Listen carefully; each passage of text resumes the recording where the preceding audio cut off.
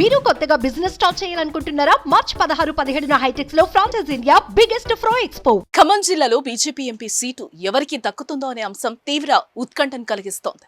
నిన్నటి వరకు పార్టీని నమ్ముకుని పనిచేసిన వారికి ఇస్తారా లేక నిన్న మొన్న పార్టీలో చేరిన వారు దక్కించుకుంటారా అన్నది సస్పెన్స్ గా మారుతోంది. ఇప్పటికే అరడజను మంది ఆశావాహులు లోక్సభ సీటుపై కన్నేయడం పార్టీ కేంద్ర నాయకత్వాన్ని ఆశ్చర్యానికి గురి చేస్తోంది. ఖమ్మం బీజేపీలో ఎంపీ సీటు కుస్తీపై మరింత సమాచారం Suman TV regional coordinator Nagendra అందిస్తారు. చైతన్యానికి గుమ్మంగా ఉన్న ఖమ్మం జిల్లాలో రాజకీయాలు రోజు రోజుకి ఆసక్తికరంగా మారుతా ఉన్నాయి. పార్లమెంట్ ఎన్నికల నగారా మరికొన్ని రోజుల్లో మోగుతుందనే నేపథ్యంలో ప్రతి రాజకీయ పార్టీలో పార్లమెంట్ లోక్సభ స్థానం నుంచి ఎవరు పోటీ చేసిన అంశం మాత్రం తీవ్ర ఉత్కంఠ దారితీస్తా ఉంది. తాజాగా జాతీయ పార్టీగా ఉన్న బీజేపీలో చోటు చేసుకుంటున్న పరిణామాలు మాత్రం ప్రతి ఒక్కరిని ఆకట్టుకోవడమే కాదు, ప్రతి చోట చర్చకు దారితీస్తా ఉన్నాయి. వాస్తవానికి గత అసెంబ్లీ ఎన్నికల్లో బీజేపీ ఖమ్మం అసెంబ్లీ స్థానం నుంచి కానీ ఖమ్మం జిల్లాలో చెప్పుకోదగ్గ స్థానాల్లో కానీ ఎక్కడ పోటీ చేయలేదు, చెప్పుకోదగ్గ ఓట్లు కూడా రాలేదు. అటువంటి పరిస్థితుల్లో ఎవరు ఊహించని విధంగా ఖమ్మం పార్లమెంట్ స్థానం నుంచి బీజేపీ టికెట్ నాకంటూ ఆశావాహులు పోటీ పడుతుండడం మాత్రం ఇప్పుడు ఖమ్మంలోని గల్లీ నుంచి ఢిల్లీ వరకు తీవ్ర చర్చ దారితీస్తా ఉంది. ఇప్పటికే ఖమ్మం పార్లమెంట్ స్థానం నుంచి బీజేపీ టికెట్ ఆశించే ఆశావాహుల సంఖ్య 5 నుంచి 6 ఉండగా తాజాగా ఖమ్మం జిల్లాకు చెందిన మాజీ ఎమ్మెల్యే జలగ వెంకట్రావు బీజేపీలో చేరుతుంది. తాజాగా ఖమ్మం జిల్లాకు చెందిన మాజీ ఎమ్మెల్యే జలగ వెంకట్రావు బీజేపీలో చేరటం, ఆయనకి ఖమ్మం టికెట్ కన్ఫర్మ్ అయిందంటూ ప్రచారం జరగటం, తాజాగా బీజేపీ ప్రకటించిన పార్లమెంట్ సీట్ల లిస్టులో ఆయన పేరు లేకపోవడం ఇప్పుడు మళ్లీ చర్చకు దారిస్తూ ఉంది. ఇటువంటి పరిస్థితుల్లో అప్పటికప్పుడు పార్టీలో వచ్చి చేరిన వారికి టికెట్లు కేటాయించడం, అప్పటి వరకు పార్టీని నమ్ముకొని పార్టీ సిద్ధాంతాల మేరకు పనిచేస్తున్న వారికి మొండి చేయి చూపెట్టడంపై బీజేపీ శ్రేణులు నిరసనలు వ్యక్తమవుతున్నాయి. ఇది ఖమ్మంలోనే కాదు, రాష్ట్రంలోని మిగతా పార్లమెంటు స్థానాల్లో కూడా బీజేపీ నాయకత్వం అనుసరిస్తున్న వ్యవహార శైలిపై తీవ్ర అసంతృప్త జ్వాలలు కార్యకర్తలు వెల్లడవుతున్నాయి. ఇటువంటి పరిస్థితుల్లో ఖమ్మంలో టికెట్ కేటాయింపు విషయం మాత్రం తీవ్ర సస్పెన్స్ దారిస్తూ ఉంది.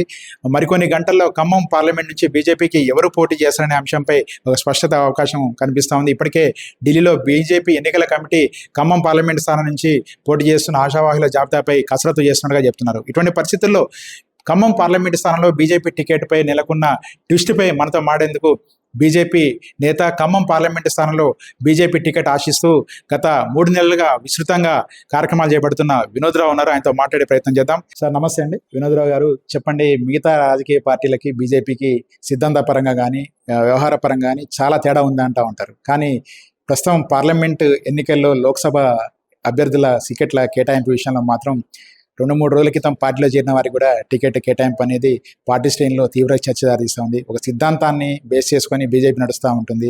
ఆర్ఎస్ఎస్ భావజాలంతో ఇక్కడ ఏళ్ల తరబడి పనిచేస్తూ ఉంటారు. అటువంటి పరిస్థితుల్లో మీరు కూడా చాలా రోజుల నుంచి కూడా పార్టీలో పనిచేస్తున్నారు, పార్టీ కార్యక్రమాలు నిర్వహిస్తున్నారు. ఖమ్మం పార్లమెంటు స్థానానికి అభ్యర్థిగా కూడా ఆస్పిరెంట్గా కూడా ఉన్నారు.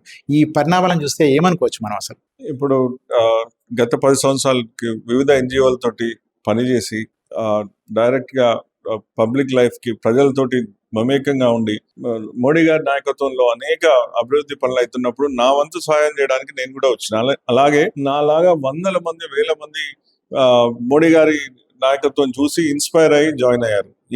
ఇట్లాంటి మారుతున్న తరుణంలో చాలా మంది కూడా వివిధ పార్టీస్ నుంచి కానీ, నాలాగా కానీ, న్యూ ఎంట్రన్స్ కానీ, ఆల్రెడీ సోషల్ లైఫ్ లో ఉన్న వాళ్ళు, సోషల్ వర్కర్స్ కానీ, everybody is inspired and joining. అట్లాంటి విషయాలలో ఎప్పుడైతే టికెట్స్ పరంగా ఉంటే బీజేపీ ఒక సెంట్రల్ పార్టీ, అదొక రీజనల్ పార్టీ కాదు. దానికంటూ పార్లమెంట్ బోర్డు ఉంది, దానికంటూ ఒక వ్యవస్థ ఉంది, దానికి ఒక ప్రాసెస్ కూడా ఉంది. కాబట్టి ఇది వారు ప్రతి ఒక్క క్యాండిడేట్ని వారు చూస్తున్నారు కూడా. కాబట్టి ఈ కమిటీ విషయంలో చాలా తీక్షణంగా ప్రతి ఒక్క క్యాండిడేట్ని చూసి వారి పార్టీ పరంగా ఎలా ఉంటారు, పార్టీకి ఎంత పనిచేస్తారు, ప్రజలకు ఎట్లా పనిచేస్తారు. ముఖ్యంగా మోడీ గారికి కావాల్సింది ఏంటి అంటే, ఎవరైనా బీజేపీ ప్రతినిధి కానీ, బీజేపీ వర్కర్ కానీ, బీజేపీ లీడర్ కానీ, బీజేపీ ఆస్పిరెంట్ కానీ ప్రజలకు ఎట్లా వెళ్తారు, మోడీ గారి పనులు ప్రజలకు ఎట్లా తీసుకెళ్తారు, వారు దీని మీదే చూస్తారు. కానీ వారు ఇంకా ఎక్కడి నుంచి వచ్చిండ్రు, లేకపోతే వారిది సడన్ గా ఇంకో పార్టీ నుంచి వస్తే తీసుకోవాలని రూల్ ఏం లేదు. ఎవరు పని చేస్తే వారు సెలెక్ట్ చేసే ప్రాసెస్లో నాకు తెలిసి ప్రతి ఒక్క క్యాండిడేట్ని కూడా తీక్షణంగా, క్షుణ్ణంగా చూసి, బలబలాలు చూసి దేశానికి అవసరమైన క్యాండిడేట్ సెలెక్ట్ చేయాలనే ప్రక్రియలో వారు ఉన్నారు. అదే జరుగుతుంది కూడా. ఓకే, మీరు ఆ ప్రక్రియ జరుగుతుందని చెప్తున్నారు. వాస్తవ పరిస్థితి చూస్తే నల్గొండలో చూస్తే సైద్ రెడ్డి నిన్న బీఆర్ఎస్ నుంచి వచ్చారు. ఇప్పుడు వరంగల్లో చూస్తే పెండింగ్ లో ఉంది. ఆరూరు రమేష్ కోసం వెయిటింగ్. ఆయనని బలవంతంగా బీజేపీ వాళ్ళు, బీఆర్ఎస్ వాళ్ళు కొట్టుకొని తీసుకుపోయిన పరిస్థితి ఉంది. ఖమ్మంలో చూస్తే నిన్నటి వరకు కూడా మీ పేరు ప్రముఖంగా వినిపించింది. తాజాగా వెంకట్రావు గారికి కన్ఫర్మ్ అయిందని చెప్పేటి సోషల్ మీడియాలో ట్రోలింగ్ జరుగుతూ ఉంది. ఇటువంటి పరిస్థితుల్లో ఇప్పటి వరకు పార్టీ నమ్ముకున్న వాళ్ళని కాదని కొత్తగా వచ్చే వాళ్ళకి టికెట్ ఇవ్వడంపై పార్టీ శ్రేణిలో వ్యక్తమవుతున్న అభిప్రాయాలు పార్టీ అధిష్టానం గమనంలో తీసుకునే అవకాశం ఉందా? తప్పకుండా తీసుకుంటుంది, తప్పకుండా దీని గురించి ఆలోచిస్తుంది. ఒకటి మాత్రం నిజం, బీజేపీ పార్టీ ఏది నిర్ణయం తీసుకున్నా in the interest of the party, in the interest of the country. ఇంతవరకు అయితే దాంట్లో ఏ డోకా లేదు. పార్టీ ఎవరిని సెలెక్ట్ చేస్తుందో వాళ్ళని చేయడానికి రెడీగా ఉన్నారు. అట్లాంటి ఎన్విరాన్మెంట్ ఇక్కడ ఆల్రెడీ ఖమ్మంలో బిల్డ్ అయింది. నాకు చాలా సంతోషంగా మీడియా మిత్రులు కానీ ఎవరైనా వచ్చి ఖమ్మంలో ఇంత ఇంట్రెస్ట్ ఏంటి, ఇంత బీజేపీకి ఇంత పాపులారిటీ ఏంటి అని చాలా మంది అడుగుతూ ఉంటారు. నాకు ఏమాత్రం డౌట్ లేదు, ఆల్రెడీ పాపులారిటీ ఉండే. బీజేపీ బలంగా ఖమ్మం ప్రజలలో ఉంది, ఆ చైతన్యం వచ్చింది. మన ఖమ్మం ఎందుకు రాకూడదు? సెంట్రల్లో అన్నీ వస్తున్నాయి. మన ఖమ్మం బీజేపీ పార్లమెంటరీ సీట్ ఈసారి మనదే అని మొదటి నుంచి నిర్ణయించుకున్నారని నా నమ్మకం. కాబట్టి ఇది క్యాండిడేట్స్ కానీ ఇది కానీ 100% కరెక్ట్ క్యాండిడేట్ సెంట్రల్ కమిటీ నిర్ణయం తీసుకుంటుంది. తొందరలోనే అది అనౌన్స్ కూడా అవుతుంది. ఓకే, ఇప్పుడు ఢిల్లీలో సెంట్రల్ కమిటీ డిస్కషన్ జరుగుతున్నట్టు కూడా మనం వార్తలు చూస్తూ ఉన్నాం. మరికొన్ని గంటల్లో ఖమ్మం అభ్యర్థి ఎవరో తేలిపోద్ది. ఒకవేళ మీరు అభ్యర్థి అయితే ఓకే, మీరు అభ్యర్థి కాకుండా వేరే వ్యక్తికి పార్టీ టికెట్ ఇస్తే ఒక పార్టీ కార్యకర్తగా మీరేం చేస్తారు?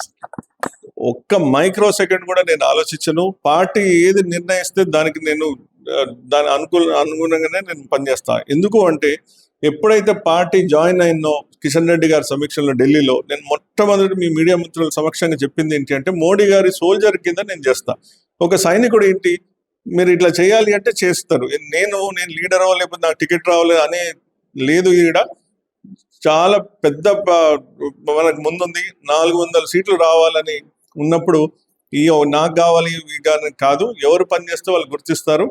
నేను మాత్రం అనౌన్స్ అయిన నెక్స్ట్ డే నేను ఏం చేయాలని ఆలోచిస్తాను. మొత్తం మీద బీజేపీ పార్టీలో సిద్ధాంతాల ప్రకారం పనిచేసే ఒక సిన్సియర్ కార్యకర్తగా మోడీని మరోసారి ప్రధాని చేయాలని, అందుకోసం తనకి టికెట్ వచ్చినా రాకపోయినా ఒక సిన్సియర్ కార్యకర్తగా పనిచేస్తానని కూడా వినోదరావు చెప్తున్నారు. ఇదే సందర్భంలో బీజేపీలో ప్రస్తుతం టికెట్ల కేటాయింపులు జరుగుతున్న వ్యవహారం మాత్రం అవునన్నా కాదన్న పెద్ద చర్చకే, దుమారానికే దారితీస్తున్న పరిస్థితి కనిపిస్తూ ఉంది.